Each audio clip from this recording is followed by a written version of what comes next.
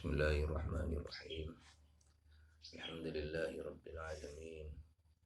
Wassallallahu ala nabi Muhammadin wa ala alihi wa sahbihi wa man tabi'a hudahu wa ihtada bihadihi wa istanna bi sunnatihi ila yaumiddin.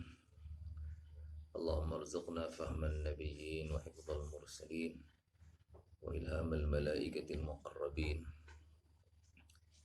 اللهم انفعنا بما علمتنا وعلمنا ما ينفعنا وزدنا علما والحمد لله على كل حال ونعوذ بك من حال أهل النار.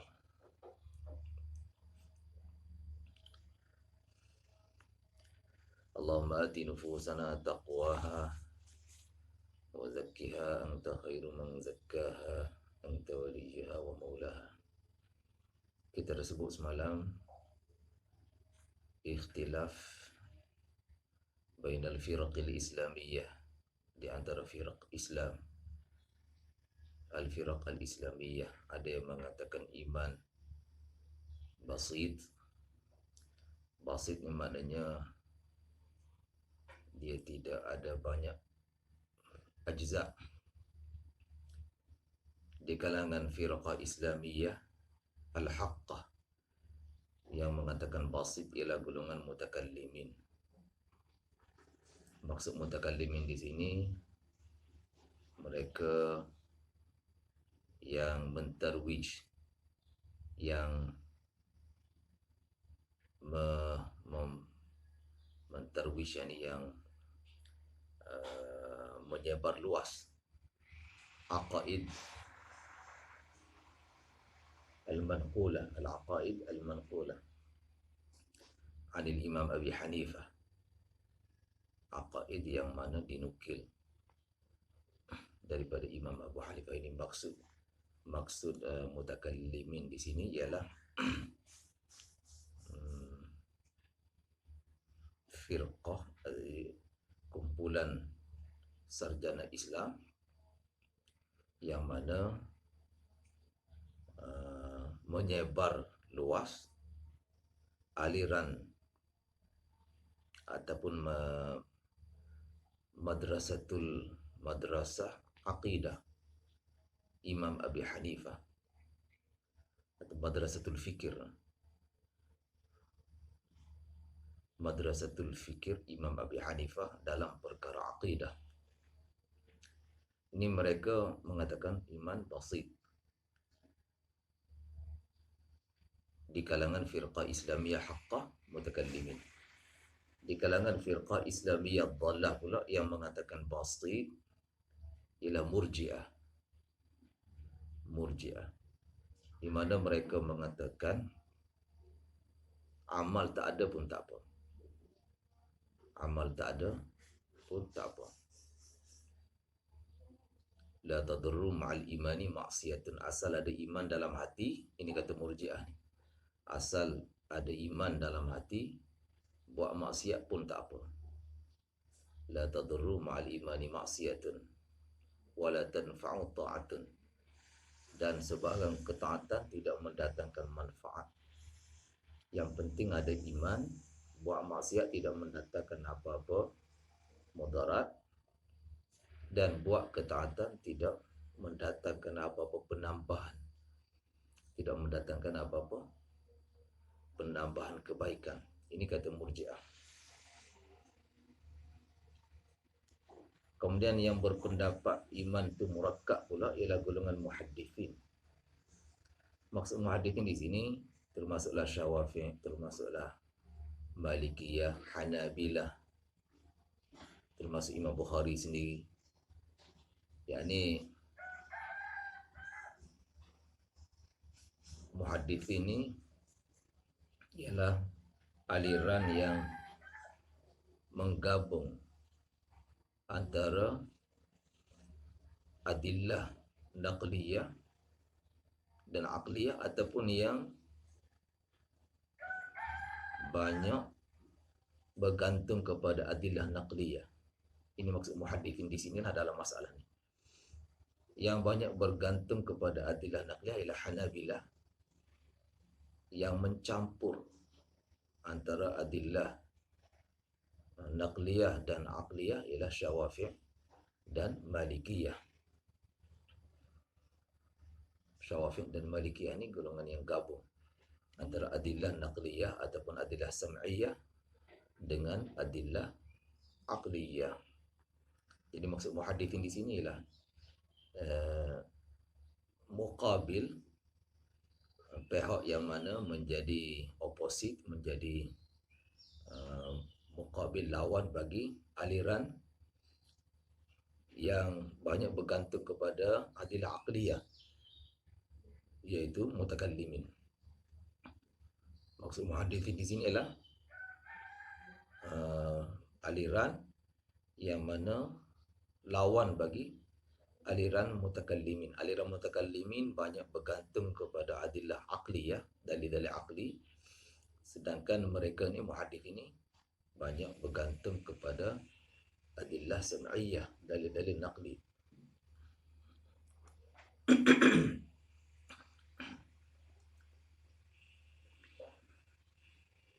Itu di kalangan firqah Islamiyah haqqah yang mengatakan iman murakkab, muhaddithin, golongan muhaddithin.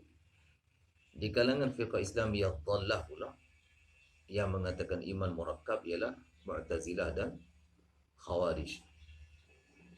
Mu'tazilah dan Khawarij dengan makna di sisi mereka kalau tak ada amal, seseorang itu boleh terkeluar dari millah. Orang yang buat maksiat, murtakibul kabirah, ataupun orang yang tak buat ketaatan boleh terkeluar dari millah, terkeluar dari agama Islam. Itu makna murakkab di sisi mereka. Mana iman ni gabungan daripada kena ada keyakinan dalam hati, tasdik bil jinan, kena ada amal bil arkan. Kalau tak ada amal bil arkan, seseorang boleh jadi kafir. Ini pengertian murakkab di sisi Mu'tazilah dan Khawarij. Kita dah cerita semalam perbezaan antara muhaddithin dengan mutakallimin adalah perbezaan lafzi, ikhtilaf lafzi. Maksud ikhtilaf lafzi ni, ikhtilaf yang berlaku bukan di atas poin yang sama. Itu maksud ikhtilaf lafzi. Ikhtilaf tu berlaku atas poin yang berlainan. Muhaddithin kata iman murakkab mengambil kira al-ajza' at-takmiliyah. Mengambil kira al-ajza' at-takmiliyah. Mengambil kira semua juzuk, termasuk juzuk pelengkap bagi iman. Juzuk-juzuk pelengkap. Al-ajza' at-takmiliyah. Kalau kita banding pokok tu kan ambil kira semua sekali. Dengan akarnya, dengan batangnya, dengan dahannya, dengan daunnya, dengan bunganya, dengan rantingnya. Ini maksud di sisi muhaddithin iman murakkab. Sedangkan mutakallimin yang kata basit, maksud mereka bercakap tentang al-juz'ul asli, bagi iman juz'ul asal. Macam pokok kan juz'ul aslinya memang akar, itu yang asal yang utama. Selagi ada akar, pokok tu akan hidup. Walaupun kita dah cantas dahannya, kita dah potong daunnya, kita dah buang bunganya, tapi asal akarnya masih hidup, pokok tu akan hidup lagi. Begitulah perumpamannya iman.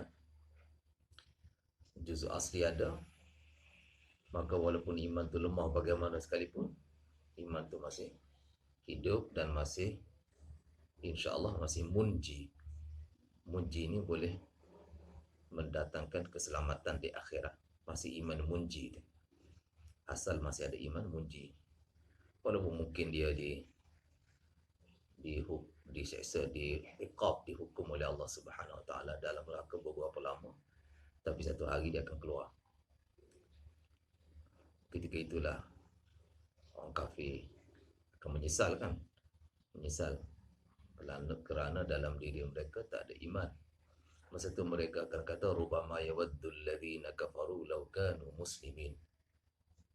Akan suka orang kafir kalau mereka juga ada Islam, ada iman. Dengan makna kalaupun tak ada iman bu'li, iman yang meninggikan darjat, ada iman munji, mereka rasa masa itu sudah memadai, dapat mengeluarkan mereka, menyelamatkan mereka daripada azab Allah Subhanahu wa taala. Jadi bukan poin yang sama. Muhadithin bercakap tentang iman mu'li, mereka kata iman murakkab. Mutakalimin pula bercakap tentang iman munji, mereka kata iman basit. Jadi ikhtilaf macam tu bukan berlaku atas poin yang sama. Ikhtilafnya macam tu kita panggil ikhtilaf lafzi. Samjai baik? Amirul Syafiq faham? Ha? Samjai, alhamdulillah. Apakah dalil dalil muhaddithin ni yang mereka kata iman itu murakkab? Nanti kita bila kita baca, bagus kita baca sikit ibarat Imam Bukhari ni, Kitabul Iman. Lepas tu apa Imam Bukhari catat, bagus kita baca sikit supaya kita dapat bayanganlah tentang mauqif yang pendirian Imam Bukhari. Imam Bukhari tentu sekali pendirian beliau ialah pendirian muhaddithin, sama seperti muhaddithin yang lain. Baik, Imam Bukhari dari segi aliran fikir mendekati Hanabila, Imam Ahmad bin Hanbal. Aliran fikir Imam Bukhari ini paling hampir di kalangan A'immah Arba'ah, Imam Abu Hanifah, Imam Syafi'i, Imam Malik, Imam Ahmad bin Hanbal, paling hampir ialah Imam Ahmad bin Hanbal.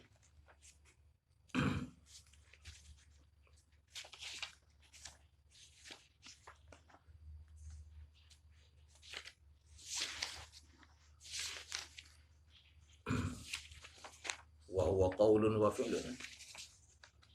Kitabul Iman. Siapa yang ada tu baca ibarat kitab Kitabul Iman, lepas tu babun ataupun babul iman. Babul imani wa qaulin Nabi sallallahu alaihi wasallam buniyal Islamu ala khamsin. Bab berkenaan dengan iman dan sabdaan Nabi buniyal Islam ala khamsin. Islam terbina atas 5 perkara. Bila mabni alal khams, maknanya ciri-ciri penegaknya itu ada 5, bermakna iman itu murakkab. Ciri-ciri penegaknya itu ada 5 perkara, bukan 1. Iman murakkab. Kalau ciri penegaknya itu 1, muqawwimnya, kalau muqawwimnya itu 1, maka dia dikatakan basit. Di sini muqawwimnya 5. Islam ataupun iman ni muqawwimnya disebut dalam hadis 5. Bermakna iman itu murakkab. Wa huwa qaulun wa fi'lun, merangkumi kata-kata dan perbuatan. Bukan sekadar tasdik dalam hati, bahkan juga merangkumi qaulun iqrar bil lisan wa fi'lun ay amalun bil arkan. Amal dengan anggota badan. Dan bila murakkab wa yazidu wa yanqus, bila sesuatu tu murakkab, dia punya komponen dia banyak, maka dia boleh bertambah dan berkurang. Sesuatu yang basit, komponennya 1 je, dia tak bertambah tak berkurang. Tapi bila komponennya, ajzaknya banyak, maka dia boleh bertambah dan boleh berkurang. Itu bayangan ringkas tentang apa mauqif Imam Bukhari. Sekarang ni dalil muhaddithin yang mengatakan iman murakkab. Apakah dalil mereka?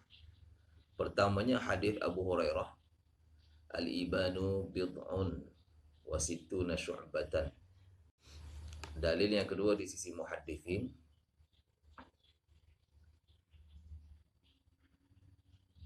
ialah hadis wafat Abdul Qais. wafat, mana rombongan Abdul Qais datang ke Madinah jumpa Nabi. Masa tu Nabi ada beri ucapan kepada mereka, antaranya bila Nabi beritahu kepada mereka tentang iman, Nabi kata apa? Atadruna mal imanu billahi wahdah. Tahukah kamu apakah itu iman? Beriman kepada Allah. Tahukah kamu apakah itu beriman pada Allah yang esa? Itu dalil yang kedua, dalil muhaddithin yang mengatakan iman murakkab. Yang pertama, al-iman bid'un wa sittuna syu'batan. Dan yang kedua, hadis wafat Abdul Qais, di mana Nabi sebut beberapa perkara tu. Semasa menyatakan iman, Nabi sebut syahadah, Nabi sebut juga iqamus salah, mendirikan salah, Nabi sebut juga bayar zakat, dan Nabi sebut juga puasa Ramadan dan membayar 1/5 daripada khumus, 1/5 daripada harta ghanimah. Macam Quran katakan wa'lamu annama ghanimtum wa'lamu annama ghanimtum min syai'in fa anna lillahi khumusahu. 1/5 kamu kena beri kepada Allah dan Rasul daripada harta ghanimah. Dalil yang ketiga, Nabi kata inna min akmalil mu'minina imanan. Orang mukmin yang paling sempurna iman, ahsanahum khuluqa, yang paling baik akhlaknya, wa altafahum bi ahlihi, dan yang paling melembut terhadap keluarganya. Inna min akmal, akmal paling sempurna iman. Bila ada isim tafdil, menunjukkan iman tu ada tafawut, ada berlebih dan berkurang, berlebih kurang, ada lebih, ada kadang-kala lebih, ada kadang-kala kurang. Akmal mana paling sempurna. Ada kala iman tu sempurna, ada kala iman tu mengurang. Isim tafdil, penggunaan isim tafdil yang Nabi buat dalam hadis ini menunjukkan iman tu ada tafawut. Dan perkara yang ada tafawut ni perkara yang punya banyak ajza, baru boleh berlaku tafawut. Bila banyak ajza, bila banyak ajza bermakna iman murakkab. Ini dalil yang keberapa ni? Dalil yang ketiga. Dalil muhaddithin, para muhaddithin dalam mengatakan bahawa iman murakkab. Dalil yang ketiga iaitu inna min akmalil mu'minina imanan ahsanahum khuluqa. Di antara orang mukmin yang paling sempurna iman ialah ahsanahum khuluqa, yang paling elok akhlaknya, wa altafahum bi ahlihi, yang paling berlemah lembut terhadap keluarganya. Ini hadis anda boleh tengok dalam kitab Tirmizi, Kitabul Iman, dalam Jami'ut Tirmizi, bab ma jaa fi istikmalil iman wa ziyadatihi wa nuqsanihi. Kemudian dalil yang keempat, Nabi sebut ala tasma'un innal badhadhata minal iman. Innal badhadhata minal iman. Tidakkah kamu dengarkah kamu bahawa innal badhadhata minal iman, sesungguhnya kesederhanaan dalam berpakaian itu sebahagian dari iman. Pakai yang tidak mengada-ngada, pakai secara tidak lebih-lebih, tidak berhias yang membazir, tidak berhias yang tanpa perlu, itu termasuk iman. Innal badhadhata minal iman. Pakai secara sederhana itu sebahagian daripada iman. Jadi bermakna iman ada banyak ajza. Bila banyak ajza bermakna iman murakkab. Dalil yang kelima, hadithus syafa'ah. Hadis yang cerita tentang syafaat di akhirat. Para nabi akan beri syafaat, kepada sebilangan ahli neraka, para syuhada akan beri syafaat. Sehingga Allah Ta'ala kata, idhabu, kamu masuk semula ke dalam neraka, kamu cari orang yang kamu nak beri syafaat, faman wajadtum fi qalbihi, orang yang kamu dapati dalam hatinya mithqala dinarin min imanin fa akhrijuhu, seberat dinar iman, kamu keluarkannya. Kemudian kamu, Allah kata, pergi lagi, idhabu faman wajadtum fi qalbihi mithqala dinarin, mithqala nisfi dinarin, orang yang kamu dapati dalam hatinya seberat separuh dinar iman, pun keluarkan. Kali pertama yang kamu dapati seberat dinar, 1 dinar, sekarang ni separuh dinar, pun keluarkan. Kemudian lagi Allah kata, idhabu faman wajadtum fi qalbihi mithqala dharratin min imanin, seberat zarah sekalipun, seberat zarah, objek yang paling kecil, sebanyak seberat itu punya iman pun kamu keluarkan juga daripada neraka. Jadi pernyataan berat yang berbeza ni, berat seberat dinar, seberat setengah dinar, ini menunjukkan apa? Iman tu ada ajza dia yang banyak. Menunjukkan iman ada ajza yang banyak, sehingga boleh disifatkan sebagai 1 dinar, separuh dinar, seberat zarah, dan menunjukkan iman ada banyak ajza. Kalau dia satu je juzuk basit, juzuk dia tu yang basit, maka tak akan ada tafawut al-maqadir, perbezaan miqdar itu tidak akan ada. Itu beberapa dalil muhaddithin dalam menguatkan hujah mereka bahawa iman itu murakkab. Dalil mutakallimin pula. Dalil mutakallimin dalam mengatakan iman basit,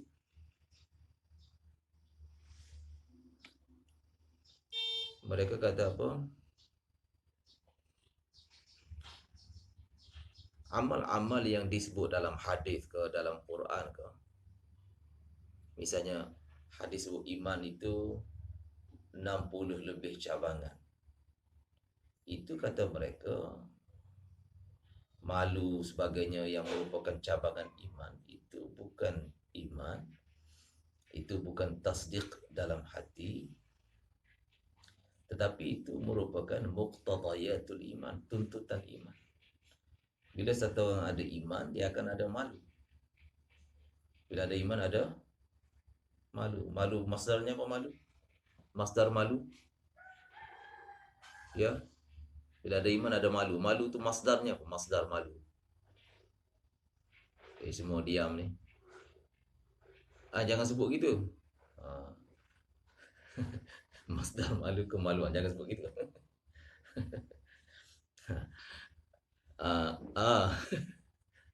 Itu di antara dalil bahawa lughah ni sam'i, bukan qiyasi. Asas dalam bahasa simai, dengar.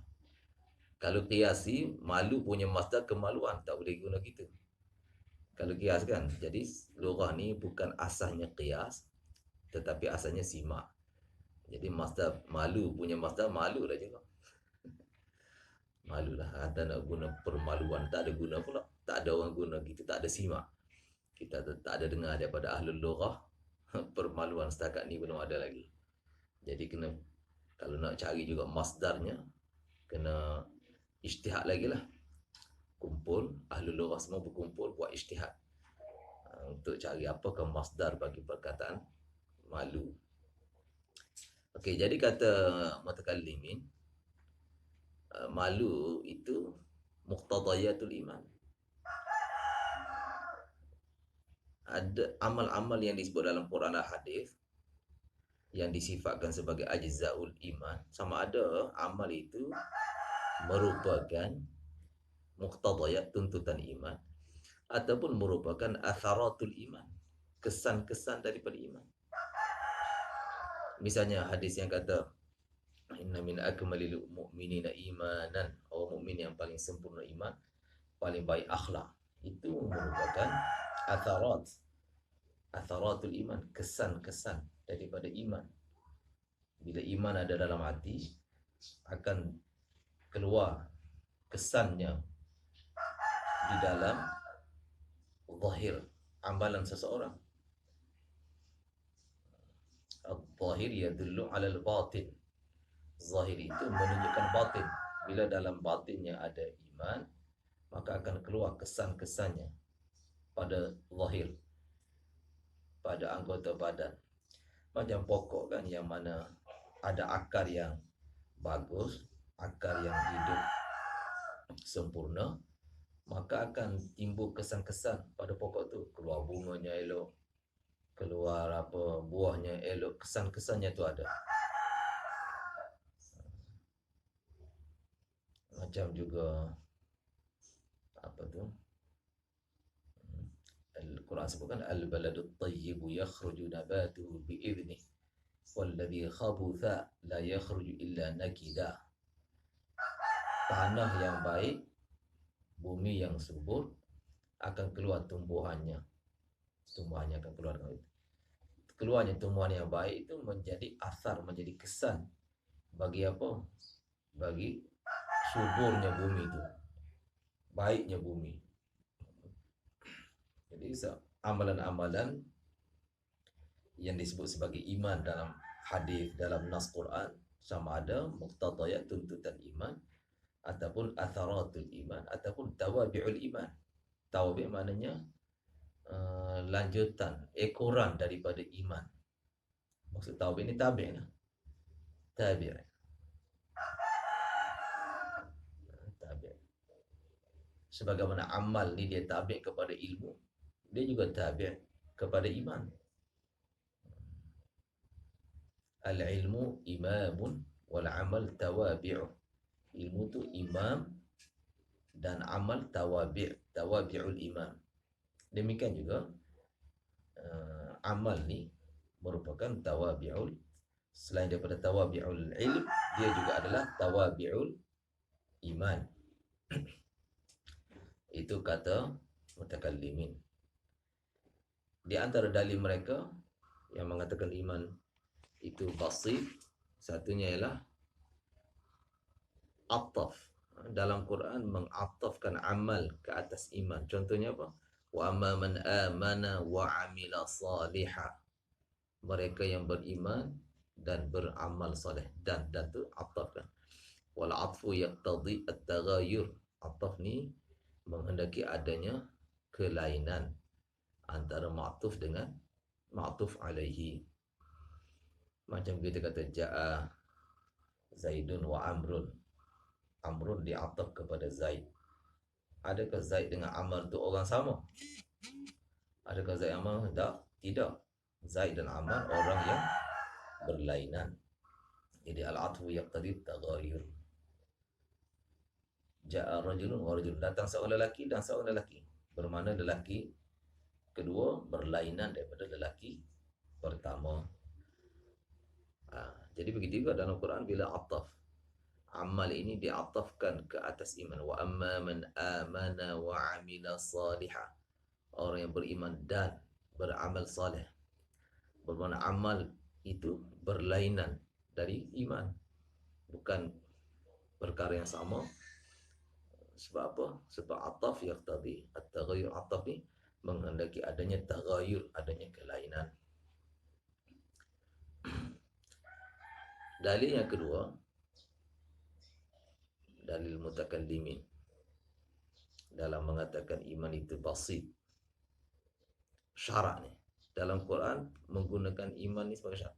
Wa man ya'mal minas salihati min dzakarin aw untha wa huwa mu'min wa huwa mu'min wa huwa tu syarak tu. Siapa yang beramal soleh, sama ada lelaki ataupun perempuan, syaratnya dia beriman. Wa huwa mu'min, syaratnya dia beriman. Waw haliyah. Waw haliyah memberi makna syarat kan.